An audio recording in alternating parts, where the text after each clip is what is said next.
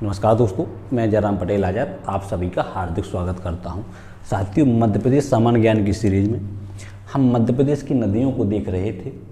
इसी क्रम को आगे बढ़ाते हुए हम बची हुई शेष नदियों के बारे में विस्तार से चर्चा करेंगे। साथियों, आज हम 4 नदियों के बारे में चर्चा करेंगे: केन नदी, टोंस नदी, माही नदी और बैनगंगा नदी।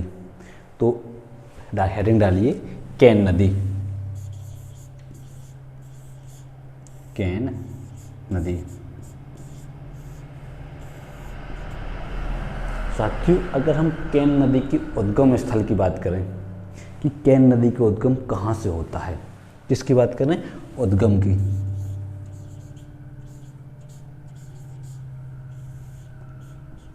साथियों, केन नदी का उद्गम मध्य प्रदेश के कटनी जिले में कैमूर पहाड़ियों से होता है। कहाँ से होता है? कैमूर पहाड़ी से। कैमूर पहाड़ी। कैमूर पहाड़ी कहाँ स्थित है? मध्य प्रदेश के कटनी जिले में अवस्थित है। कहाँ अवस्थित है? कटनी जिले में।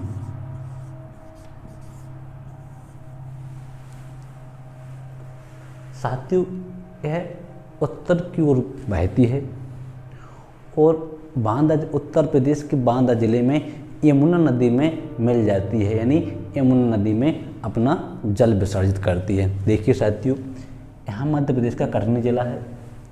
कटनी जिले में अवस्थित कैमूर पहाड़ी, इस कैमूर पहाड़ी से केन नदी का उद्गम होता है और यह उत्तर दिशा की ओर बहती है और उत्तर प्रदेश में बांदा जिले में यमुना नदी में अपना जल विसर्जित करती है, यानी केन नदी यमुना नदी की सहायक नदी है। किस नदी की सहायक नदी है? यमुना नदी की सहायक नदी है। यह यमुना नदी की सहायक नदी है। यह यमुना नदी में किस जिले में मिलती है? साथियों, उत्तर प्रदेश के बांदा जिले में मिलती है। कहाँ मिलती है? उत्तर प्रदेश के बांदा जिले में है यमुना नदी में अपना जल विसर्जित करती है। साथियों, केन नदी को अन्य महत्वपूर्ण नामों से भी जाना गया। जैसे पुराणों की बात करें कि पुराणों में केन नदी को किन नामों से जाना गया, तो कभी कभी केन नदी के नाम पूछ लिए जाते हैं। साथियों, केन नदी के पुराणों में 3 नाम मिले हैं: शक्तिमती, कर्णामती और दरणावती। देखिए, शक्तिमती, इसका जो दूसरा नाम मिला है कर्णामती, और केन नदी का जो तीसरा नाम मिला है जिसका नाम है दरणावती। क्या नाम है? दरणावती। तो शक्तिमती, कर्णावती और दरणावती केन नदी के 3 महत्वपूर्ण नाम हैं: शक्तिमती, कर्णावती, दरणावती। साथियों, अगर केन नदी की लंबाई की बात करें, किसकी बात करें? लंबाई की, तो इसकी लंबाई कैमूर पहाड़ी से लेके यमुना नदी तक 427 किलोमीटर। कितनी है? 427 किलोमीटर। केन नदी की लंबाई 427 किलोमीटर है।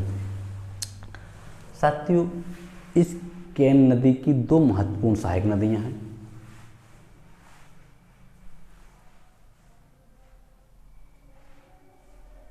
साथियों, अगर केन नदी की हम सहायक नदियों की बात करें तो सोनार, बेबस, उर्मिल इसकी महत्वपूर्ण सहायक नदियां हैं। कौन कौन सी? सोनार, बेबस, उर्मिल,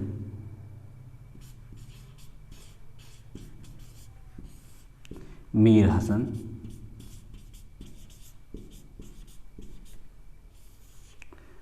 इसकी महत्वपूर्ण 4 सहायक नदियाँ, इसकी बहुत महत्वपूर्ण सहायक नदियाँ हैं। किस नदी की हैं? केन नदी की सहायक नदियाँ सोनार, बेबस, उर्मिल और मीर हसन। यह केन नदी की सहायक नदियाँ हैं। साथियों, इस केन नदी पर एक जल विद्युत परियोजना बनाई गई जिसका नाम दिया गया केन जल विद्युत परियोजना। कौन सी परियोजना बनाई गई? केन जल विद्युत परियोजना। केन जल विद्युत परियोजना। साथियों, केन जल विद्युत परियोजना को ग्रेट गंगऊ के नाम से जाना जाता है। किस नाम से जाना जाता है?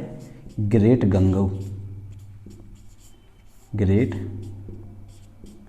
गंगऊ यानी जो केन नदी पर केन जल विद्युत परियोजना बनाई गई इसे ग्रेट गंगऊ के नाम से जाना जाता है। साथियों, यह मध्य प्रदेश और उत्तर प्रदेश की संयुक्त परियोजना है। किसकी परियोजना है? मध्य प्रदेश और उत्तर प्रदेश की संयुक्त परियोजना है। यहाँ से 50 मेगावाट विद्युत उत्पादन की जाती है। कितनी की जाती है? 50 मेगावाट। यानी केन जल विद्युत परियोजना से 50 मेगावाट विद्युत उत्पादन की जाती है। यह मध्य प्रदेश और उत्तर प्रदेश की संयुक्त परियोजना है। इस परियोजना को ग्रेट गंगऊ के नाम से भी जाना जाता है। साथियों, केन नदी पर एक महत्वपूर्ण जलप्रपात स्थित है जिसे हम पांडव वाटरफॉल या पांडव जलप्रपात के नाम से जानते हैं। किसके नाम से जानते हैं? पांडव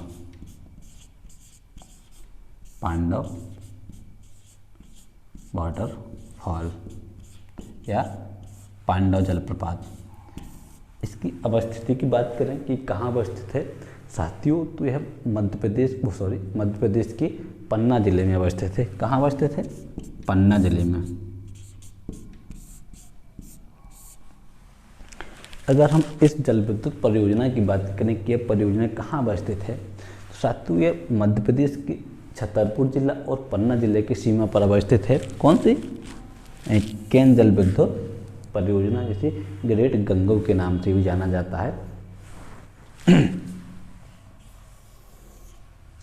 साथियों, इस नदी की जो प्रमुख सहायक नदी है उर्मिल नदी। कौन सी? उर्मिल नदी। साथियों, यह मध्य प्रदेश के छतरपुर जिले में बहती है। कहाँ बहती है? छतरपुर जिले में बहती है।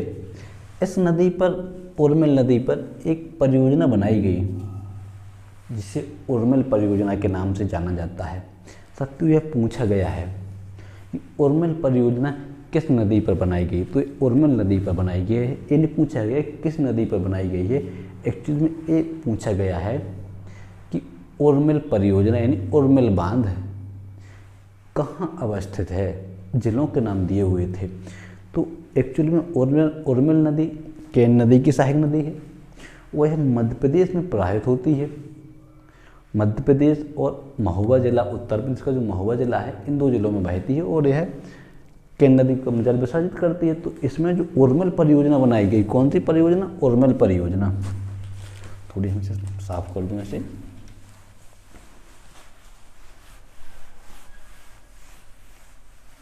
जो उर्मिल परियोजना है,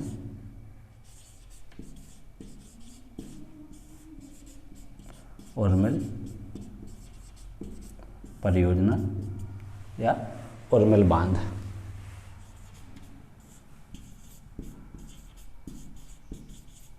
उर्मिल बांध। साथियों, यह छतरपुर जिले में है। कहाँ है? छतरपुर जिले में। कहाँ?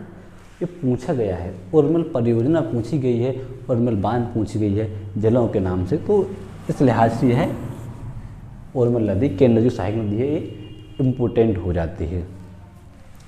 इसी क्रम को आगे बढ़ाते हुए हम दूसरी नदी पढ़ेंगे, टॉन्स नदी। हेडिंग डालिए, टॉन्स नदी। कौन सी नदी? टॉन्स नदी। साथियों, अगर हम टॉन्स नदी की उद्गम की बात करें कि टॉन्स नदी का उद्गम कहाँ से होता है, उद्गम साथियों सतना जिले की कैमूर पहाड़ियों से इस नदी का उद्गम होता है। कहाँ से होता है? सतना जिले की कैमूर पहाड़ियों पर स्थित एक तामस कुंड जलाशय से इस नदी का उद्गम होता है। कहाँ से होता है? सतना जिले के, माना कि सतना जिला है, सतना जिला में पहाड़ी कैमूर पहाड़ी। कौन सी? कैमूर पहाड़ी। कैमूर पहाड़ी। साथियों, इस कैमूर पहाड़ी पर एक जलाशय स्थित है जिसका नाम है तामस कुंड। क्या नाम है?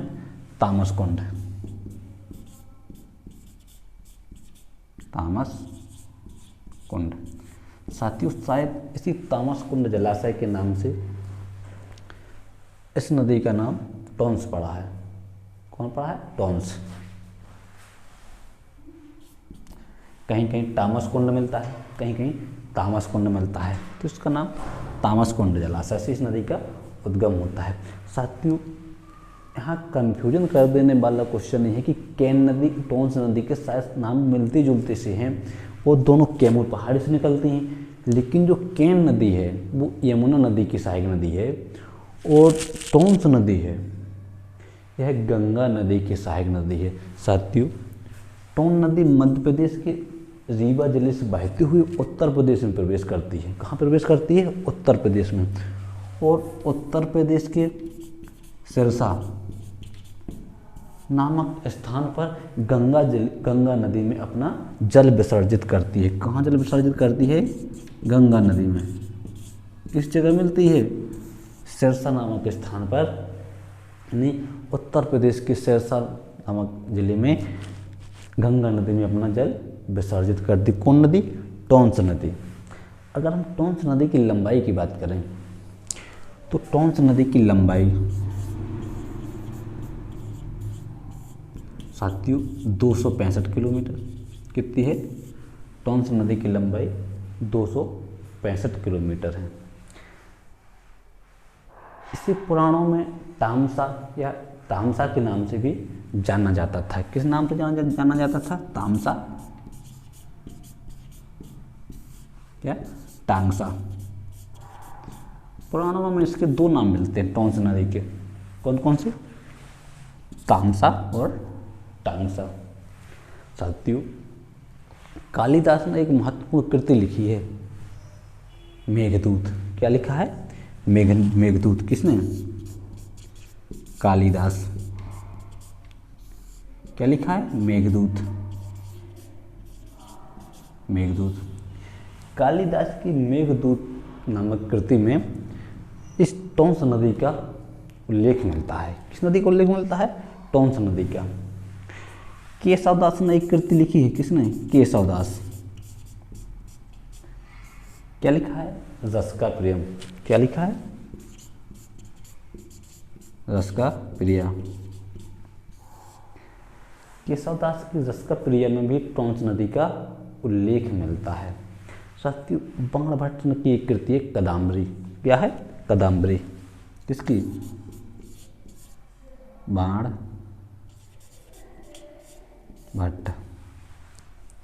बाणभट्ट की कृति है कदम्बरी। क्या कहती है? कदम्बरी। तो बाणभट्ट की कदम्बरी में भी टॉन्स नदी का उल्लेख है। कहाँ? किन किन लेखकों ने टॉन्स नदी को उल्लेख किया? यहाँ से क्वेश्चन, बहुत इंपॉर्टेंट क्वेश्चन बनता है। केशवदास की मेघदूत में, कालिदास की मेघदूतम में, केशवदास की रस का प्रिय और बाणभट्ट की कदम्बरी में। इन कृतियों में टॉन्स नदी का उल्लेख मिलता है। साथियों, टॉन्स नदी की दो महत्वपूर्ण सहायक नदियाँ भी एग्जामों में बरहमेश पूछ ली जाती हैं कि टॉन्स नदी की सहायक नदियाँ कौन कौन सी हैं। ये नदियाँ किस नदी की सहायक नदियाँ हैं? एक तो है बेलन नदी और दूसरी है बीहड़ नदी। कौन सी? बीहड़ नदी। साथियों, अगर बीहड़ नदी की बात करें, बीहड़ नदी मध्य प्रदेश के रीवा पठार पर प्रवाहित होती है। रीवा की पठार से इस नदी का उद्गम होता है। कहाँ से होता है टॉन्स बीहड़ नदी का उद्गम? रीवा की पठार से। रीवा पठार से इस नदी का उद्गम होता है। वह टॉन्स नदी में अपना जल विसर्जित करती है। साथियों, इसी बीहड़ नदी पर 3 महत्वपूर्ण जलप्रपात स्थित हैं। 3 महत्वपूर्ण वाटरफॉल स्थित हैं। कौन सा? मध्य प्रदेश का सबसे ऊंचा जलप्रपात चचई जलप्रपात। कौन सा? चचई जलप्रपात। चचई जलप्रपात।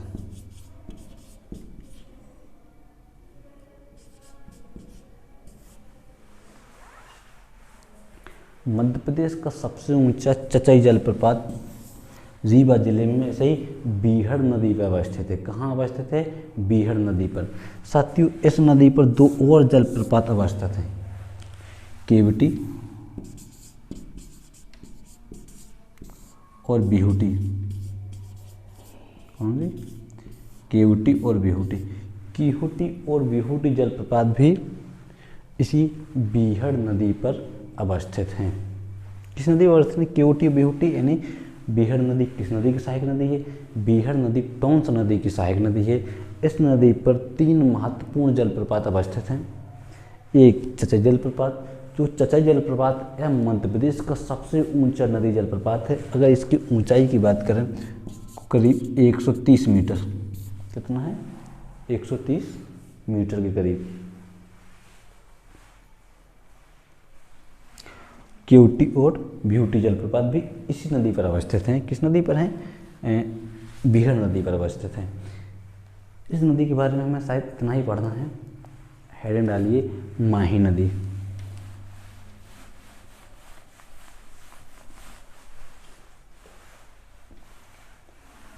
कौन सी नदी?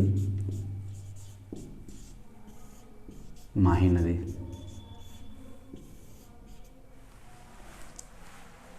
यह है माही नदी। साथियों, माही नदी का उद्गम मध्य प्रदेश के धार जिले से होता है। कहाँ से होता है? धार जिले से।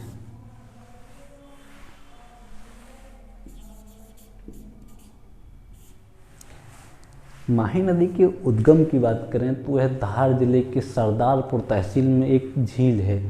कौन सी? मेहर झील। फिर से सुनिए, ये माही नदी है। इस नदी का उद्गम मध्य प्रदेश के धार जिले के सरदारपुर तहसील में स्थित मेहर झील से होता है। कहाँ से होता है? मेहर झील से होता है। वह राजस्थान गुजरात में बहते हुए खंभात की खाड़ी में अपना जल विसर्जित करती है। कहाँ विसर्जित करती है? खंभात।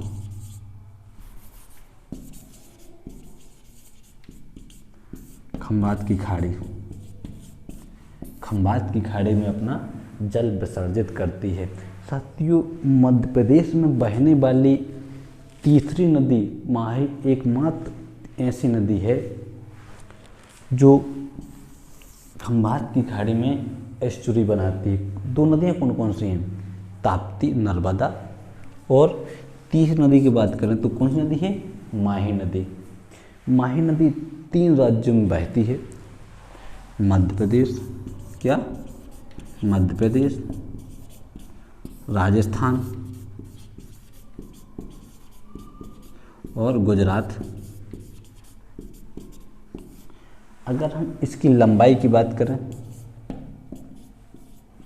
520 किलोमीटर। कितनी लंबाई है माही नदी की? लंबाई 520 किलोमीटर। साथियों, यहाँ से एक सबसे महत्वपूर्ण क्वेश्चन बनता है कि माही नदी कर्क रेखा को 2 बार काटती है। कहाँ काटती है? कर्क रेखा को 2 बार काटती है। 2 बार काटती है राजस्थान में। साथियों, माही नदी एकमात्र ऐसी नदी है जो कर्क रेखा को 2 बार काटती है। कहाँ से काटती है? ये सबसे महत्वपूर्ण क्वेश्चन है। ऐसी कौन सी नदी है जो कर्क रेखा को 2 बार काटती है? तो माही नदी एकमात्र ऐसी नदी है जो कर्क रेखा को 2 बार काटती है। ऐसे प्रवाहित होती है। कर्क रेखा यहाँ से ऐसे गुजरती है। तो यह कर्क रेखा को कितने बार काटती है? 2 बार काटती है और अपने मुहाने पर एस्चुरी का निर्माण करती है। किसका निर्माण करती है? एस्चुरी का निर्माण करती है।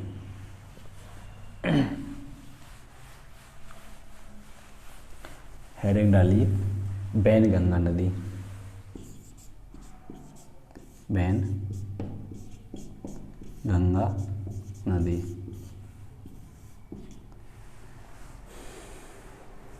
बैनगंगा नदी का उद्गम सिवनी जिले से पसारवाड़ा पठार से होता है। कहाँ से होता है?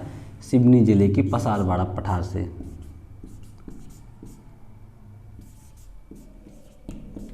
वाड़ा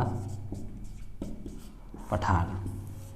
इस पठार से, ये कहाँ है साथियों, ये सिवनी जिले में है, मध्य प्रदेश के सिवनी जिले में है। इस पठार से इसका उद्गम होता है, परसबाड़ा पठार से बैनगंगा नदी का उद्गम होता है और यह बालाघाट जिले में बहते हुए महाराष्ट्र में प्रवेश करती है। कहाँ प्रवेश करती है? महाराष्ट्र में प्रवेश करती है। और साथियों इसकी एक महत्वपूर्ण सहायक नदी है वर्धा नदी। कौन सी नदी? वर्धा नदी साथियों। और यह वर्धा नदी में अपना जल विसर्जित करती है। कौन सी नदी? बैनगंगा नदी। बैनगंगा नदी परसबाड़ा पठार से निकलती है, शिवपुरी सिवनी के परसबाड़ा पठार से निकलती है, बालाघाट में बहते हुए महाराष्ट्र में प्रवेश करती है और महाराष्ट्र की वर्धा नदी में अपना जल विसर्जित करती है। साथियों वर्धा नदी और बैनगंगा नदी के संगम को प्राणहिता के नाम से जाना जाता है। किसके नाम से जाना जाता है? प्राणहिता के नाम से जाना जाता है। देखिए यहाँ मध्य प्रदेश का सिवनी जिला है, यहाँ मध्य प्रदेश का बालाघाट जिला है। ये सिवनी जिले से निकलती हुई बालाघाट जिले में प्रवाहित हुई महाराष्ट्र में प्रवेश करती है। वर्धा नदी जब बैनगंगा नदी में मिलती है या बैनगंगा नदी वर्धा नदी में मिलती है तो इसकी संगम पर या इसके संगम को प्राणहिता के नाम से जाना जाता है। किसके संगम को प्राणहिता के नाम से जाना जाता है? सबसे इम्पोर्टेंट क्वेश्चन, किन दो नदियों के संगम को प्राणहिता के नाम से जाना जाता है? वर्धा नदी और बैनगंगा नदी। उल्टा क्वेश्चन, बैनगंगा नदी और वर्धा नदी के संगम को किस नाम से जाना जाता है? साथियों नाम आता है प्राणहिता। क्या नाम आता है? प्राणहिता। तो वर्धा नदी और बैनगंगा नदी के संगम को प्राणहिता के नाम से जाना जाता है। साथियों जो बालाघाट शहर है, कौन सा शहर है? बालाघाट। बालाघाट साथियों बालाघाट शहर बैनगंगा नदी के किनारे ही अवस्थित है। और सिवनी, क्या? सिवनी मध्य प्रदेश के दो महत्वपूर्ण शहर सिवनी और बालाघाट, ये दोनों बैनगंगा नदी के किनारे ही अवस्थित हैं। साथियों बैनगंगा नदी पर एक प्रोजेक्ट बनाया गया जिसे अपर बैनगंगा प्रोजेक्ट कहा गया। क्या कहा गया? अपर बैनगंगा प्रोजेक्ट।